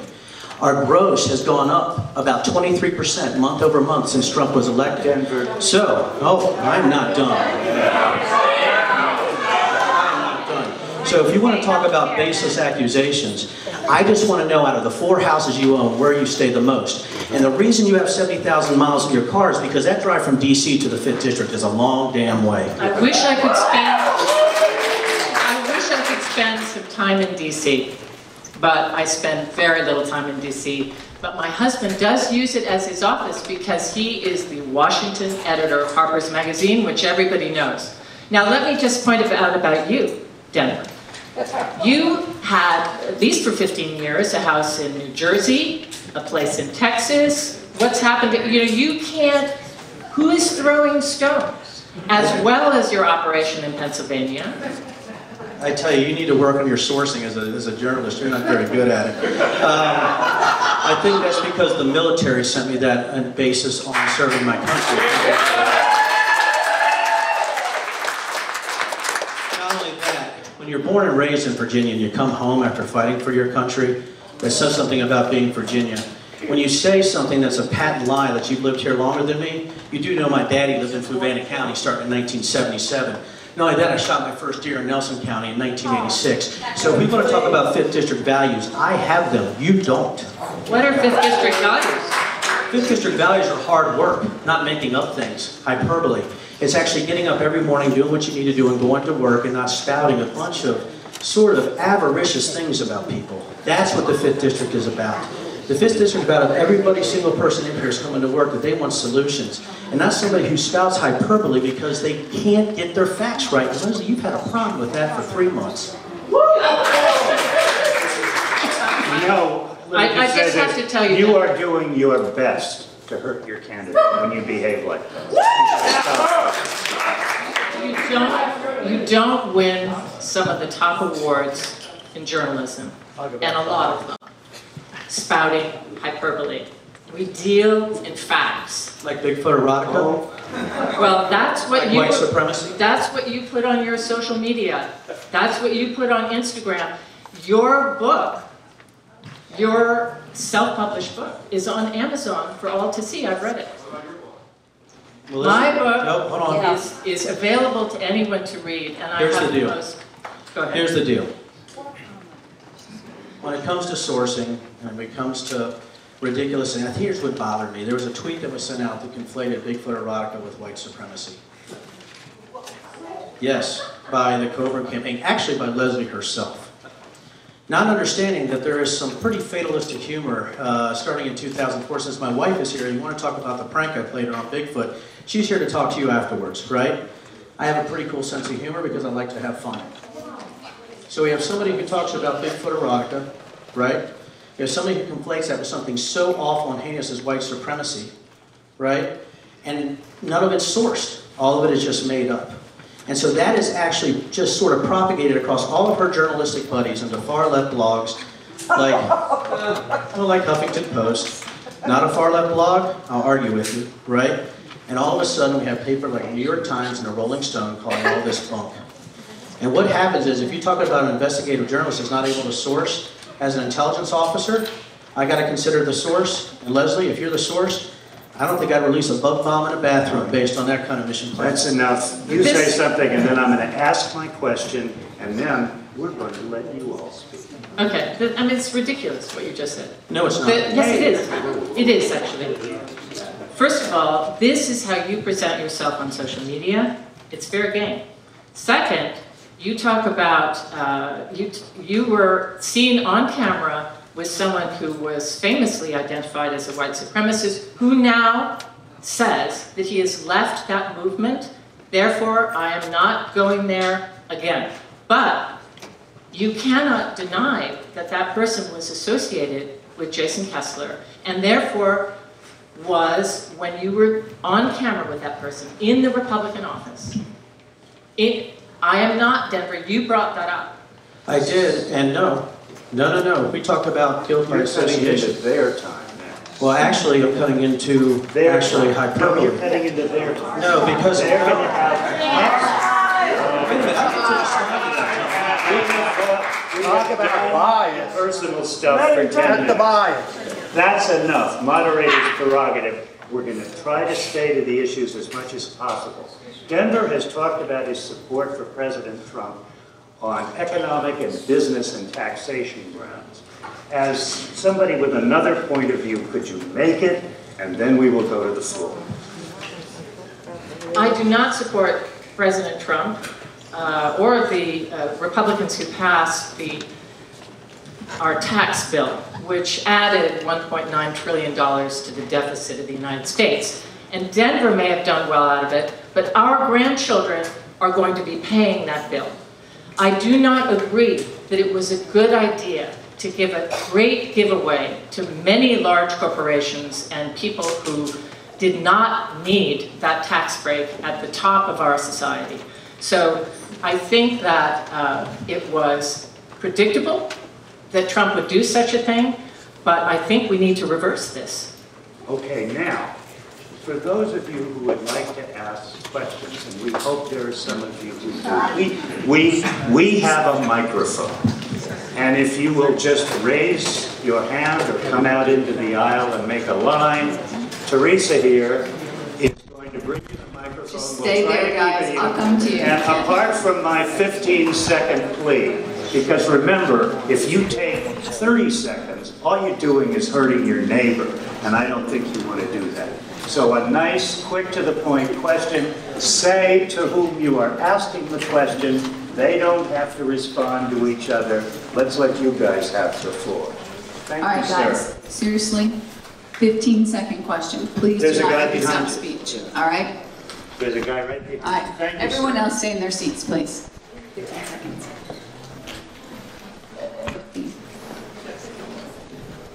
Mr. Riggleman, your party has been making a lot of hay about this economic growth, sugar-high economic growth, yet the data is showing that workers and farmers are not keeping up with inflation in their incomes.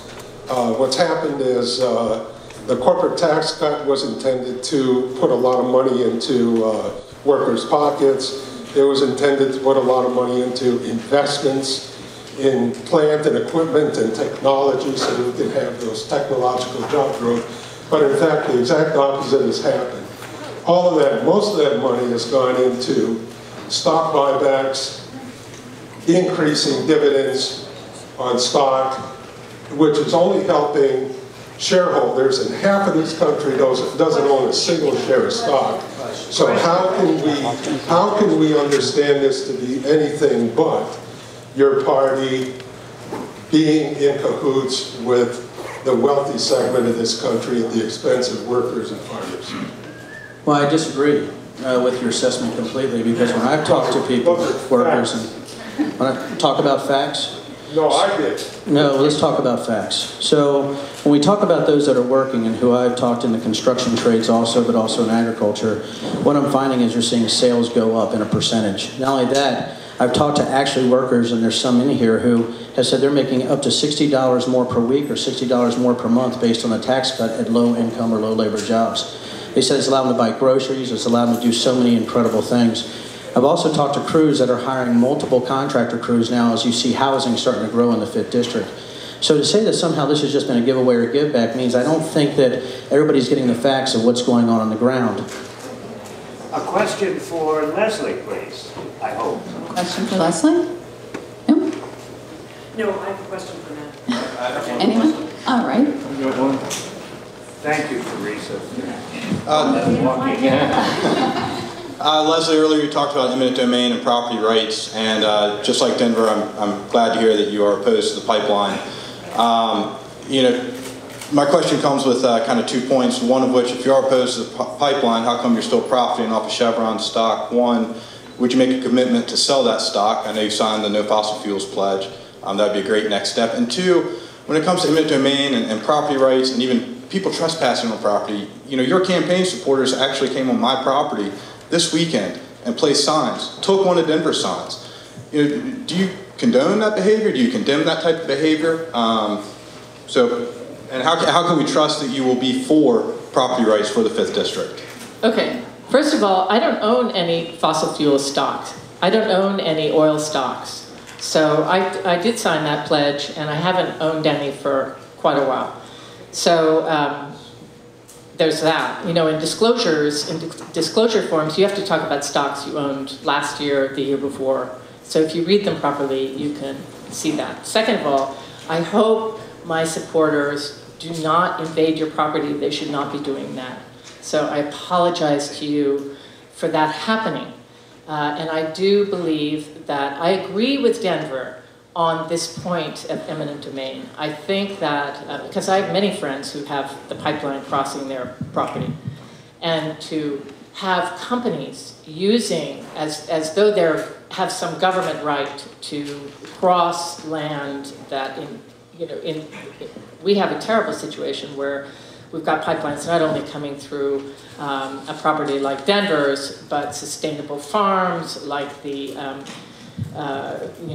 African American freedmen community in Buckingham County, Union Hill, where there's going to be a giant compressor station. So I am opposed, very much opposed to all of that. Denver, a question for Denver or someone. For Mr. Riggleman. Early in the evening, there was some discussion that started to go toward the white supremacists, the Charlottesville stuff. You started to respond to that, and then you were cut off. Could you continue that and tell us where you're on? Sure, and I think it's this sort of progressive way of guilt by association. So I've been in this for 3 months. The video was Channel 29. It's a public video with somebody there who is not a white supremacist. So there's all these things that were colluded together with bad information and bad sourcing. And the reason I want to stop with guilt by association is simply this. We look at what's happened, right, in the white supremacist blogs, looked at what's going on. If we're looking at guilt by association, I think we need to stop it. Because Leslie Cockburn's book has been mentioned many times with Stormfront as a Nazi blog, as a book that they have to go to in order to utilize, in order to explain anti-Semitism. Do I believe that's true? No. But what I'm saying is that if you source, and all that stuff is sourced, and if you use guilt by association, I can ask the very same question as Leslie Cockburn, a white supremacist. So, at some point, on the left and the right, we have to come to a point that we actually use real facts.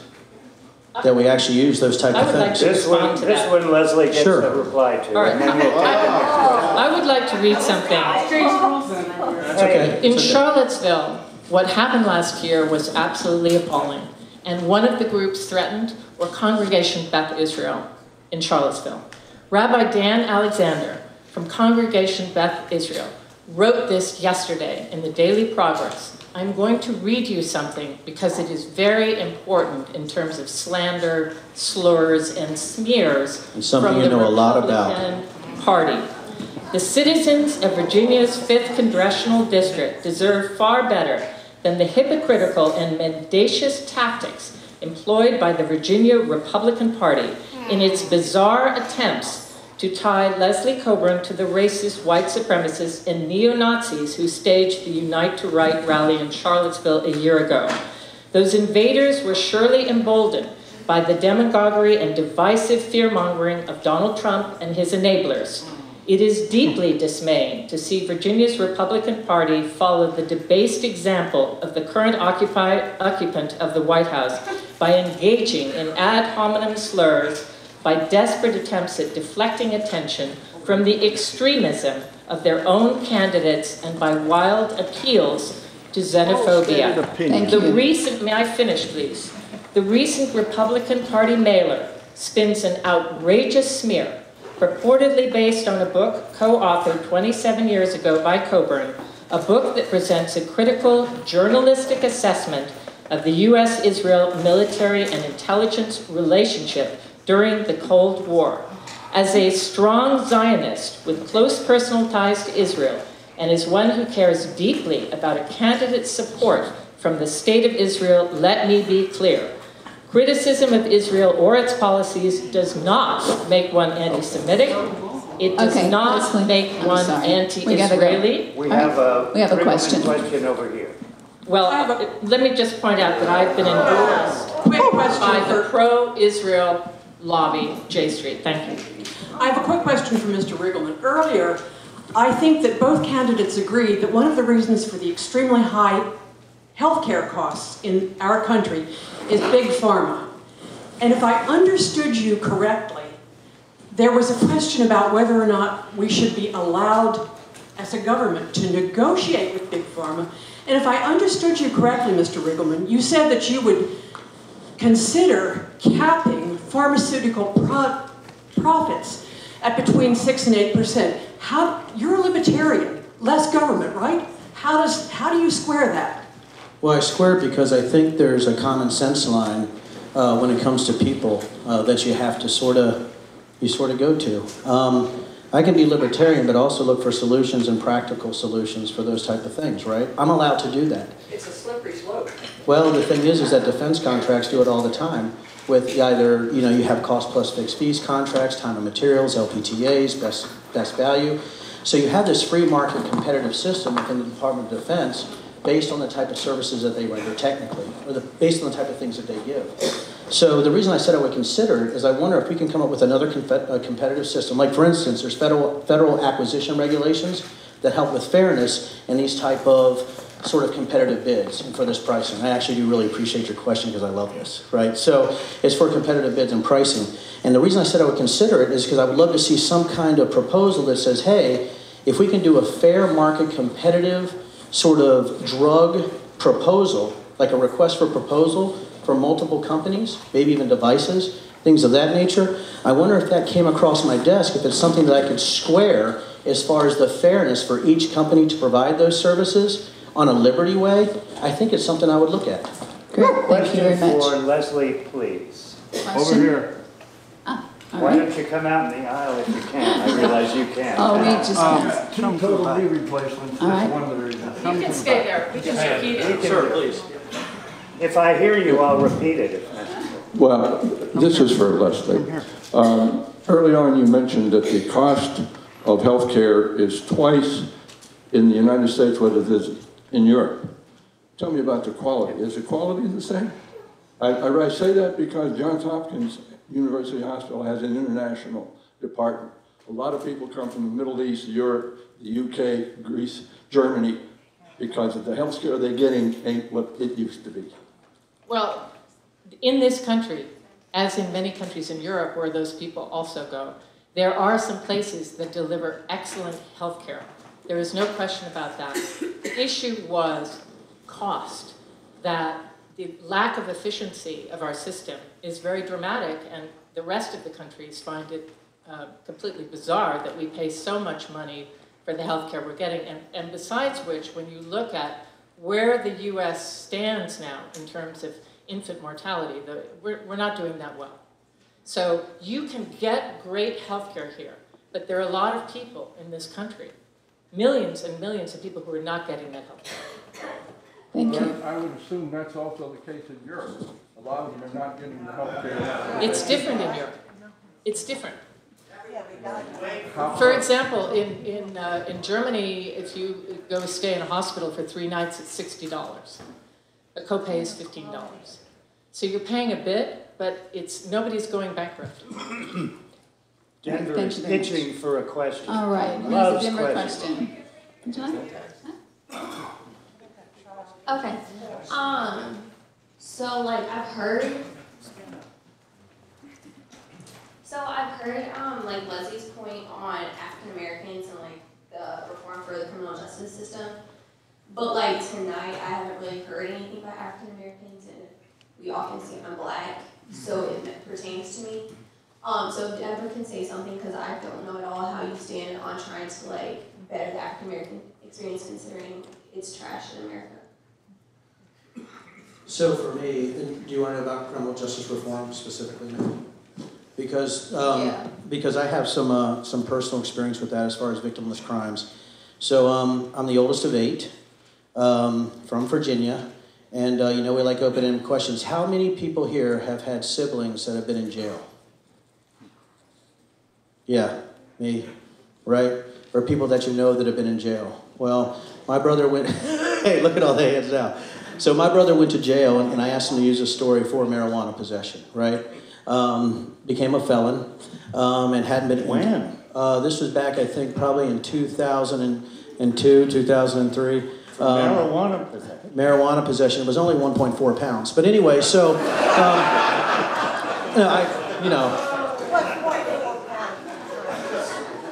that was it. It was only 1.4 pounds. I mean, I guess he smoked a lot then. But no, come on, that was just for a day. Come on, that's it. But so what happened is he got jail time, and he wasn't able to vote for years, and he runs his own contracting business now, has grandkids, still would love to own a firearm and things of that nature.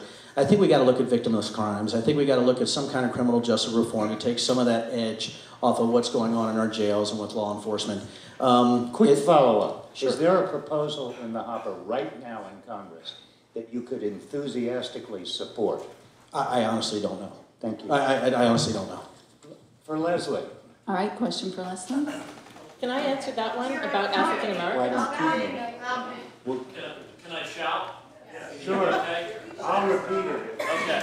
So, Leslie, I'm Terry Dixon from the Stonewall Hawthorne District. As a member of Congress, you would vote for a budget that would include funding our military, who's involved in all sorts of operations all around the world. How do you support our military, and how would you fund that budget? Well, I would take a close look. Of course, I support the military. The problem, I think, with our budget right now is that we are fighting endless wars. And I've spent time in several of them. But I think that the problem with that is that the credit card wars are creating a situation where the interest alone for these wars is going to be $7 trillion, the interest on the debt for these wars. My friend John Sopko, who is the Inspector General for Afghanistan at the moment, he says that the cost of the war in Afghanistan, which we are certainly not winning, is close to $1 trillion right now. So we have to look at our engagements abroad on that level. The second level is Congress should be deciding whether or not we go to war, not the president. And the third thing is that we need to spend much more time with our veterans. Our veterans right now need they need funding, they need care, they need attention. And I think often we spend a lot of money on big ticket items and not so much on the soldier on the ground.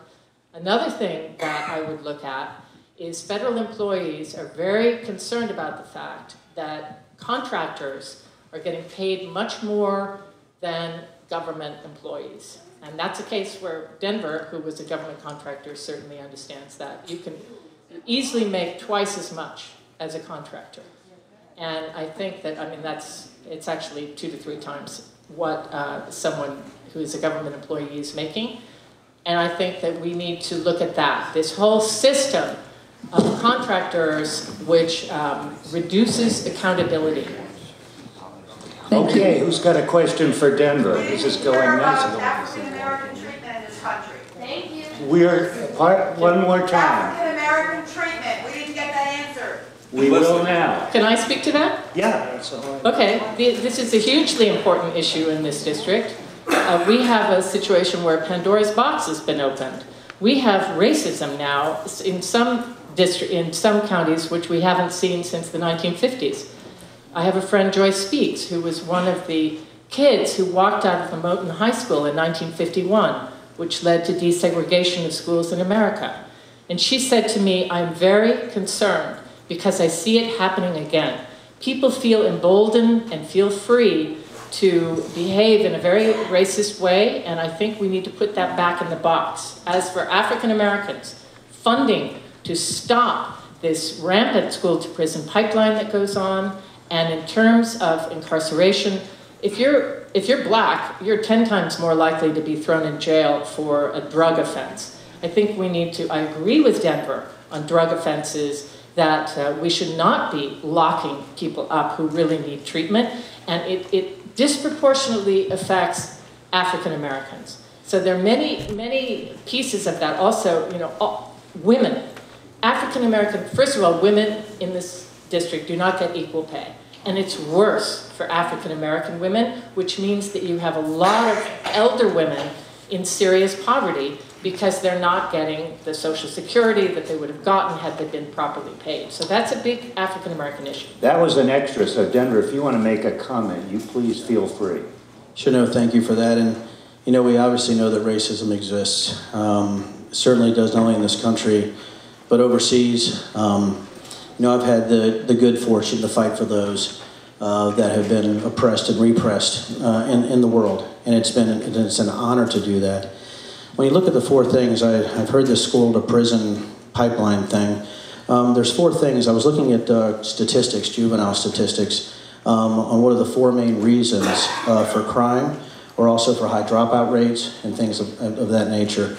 And I think they apply not just to the African American community, but to all communities. And the first thing, and I think you guys guessed this, is a single-parent household. That contributed to criminal rates, and this is actually through the juvenile delinquency study, also with the federal government. And some of these are not going to surprise you. And that's something that we have to address based on family values. The second thing that I saw, which was pretty interesting to me, was the fact that drug addiction actually contributed to a lot of the criminals that are actually in our system. So the first thing was single-parent households. Second was drug addiction. The third thing was mental health. And and I thought that was pretty interesting to me, that mental health is also something that's very, very sort of endemic to this school-to-prison pipeline. The fourth thing, and I think all of you guessed it, is poverty. So when you look at across the 5th district and you look at school rates, so I looked at every single graduation school rate in the state, and I looked at all of the people that went to college. And right now, there's not a school system in the 5th district that doesn't send under 50% of its students on to a higher learning institution. either 4 years, 2 years, or 3 years. And that gave me a little bit of hope. But what I did see is that it wasn't specifically race that caused the issues with demographics and high dropout rates. It was actually median family income. So what we have to do with jobs is we have to continue this job growth, because that's where it all starts, is for people to have the financial liberty to make decisions and to do the things that they need to do. And when you look at these specific studies on what contributes to incarceration, let's get to the root cause. Let's not say that racism isn't part of things, because it is. And everybody knows how I feel about it. It's despicable. But I think we need to look at some of the root causes going on in all the 21 counties in the 5th District. There are a lot of things thankless about this job of mine. One of them is calling a halt to a lively evening. But we do have time for a final question to Leslie. And I want Denver to feel free to comment for an equal amount of time just to balance it all out. So if somebody wants to ask Leslie something, go right ahead. I have a question that probably is for both of you. Good. There have Thank been you. statistics about the level of performance of high school students in this country compared to other countries. And we're down at 26 in some indices. And I'm very concerned about the lack of education training for the future in Virginia, and particularly the 5th District. I'd like you to comment on how you would address that. Whichever one of you wants to. Well, I think one thing that I'm seeing all over the district, talking to teachers, I've talked to a lot of teachers who are, by the way, not paid enough. That's a big problem. It's a big problem in all of our schools, because we need to have excellent people teaching our kids, and we need to keep the money that belongs in public schools and not divert it elsewhere. But I think that another problem is testing, SOLs. Teachers feel they cannot teach. They have to spend so much time. A lot of times they'll spend the last 3 months of the school year doing SOL prep. And there are a lot of kids who really aren't testing well, so even if they're doing well in a subject, they don't do well on those SOLs. I think we need to stop this intense, that we have to get away from this and do some of the kind of innovative work. Like, for example, there's a center in Rocky Mountain, Franklin County, the Grow Center, where kids early on are, as they're going into high school, get to be involved in programs where they're introduced to things like aviation or journalism or distilling. They're introduced to businesses, and they're given a program where they can really delve into that. That works much better than endless testing. So I think Denver, I'm going to throw it over to you, though I should add that the combination of journalism and distilling is quite famous down through the years. Did you want to say something? I think me and Leslie might share a bourbon after this. And so, no, it's okay. And I know there's been some strife in here, but there's actually something we agree with here. I know this is going to sound crazy, but I don't think federal funding should be attached to SOL testing at all. I think that local teachers in their areas can pick best what's right for their students. I'll also say this, I'm also, and just as there's some things that we might not agree with, I actually don't know, but I am for school choice. I think homeschooling should be encouraged. I think there should be tax incentives for homeschooling. I believe that choice in education is very important. So it could be some things we differ on there, but I do believe that the federal government and the SOL testing, I don't think there should be funding attached to a metric that might not be constant for every single school district. You know, as I said a second ago, the thing that's awful about this thankless task is having to bring everything to an end. But I didn't want to do that without asking you to thank both these candidates, not just for tonight, but you may or may not know this, but you're looking at Lincoln and Douglas here, because they're going to do it, what, 4 more times into October? And whatever chance this district has of making a decent choice in November is going to be greatly aided by their commitment to put themselves in front of audiences like this one. So above all, thank them and thank you.